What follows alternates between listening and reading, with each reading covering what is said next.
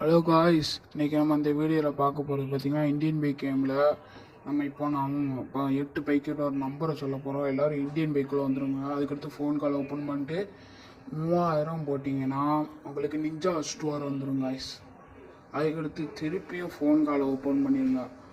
Open பண்ணோடனே 1000 போடுங்க, ஒரு கார் வரும் காய்ஸ். அந்த காரை நீங்கள் எடுத்து ஓட்டிக்கலாம். அடுத்து ஃபோன் காலை ஓப்பன் பண்ணிவிட்டு ஒன்று 4 போடுங்க காய்ஸ். போட்டோடனே உங்களுக்கு சைக்கிள் வந்துடும். பார்த்தீங்களா?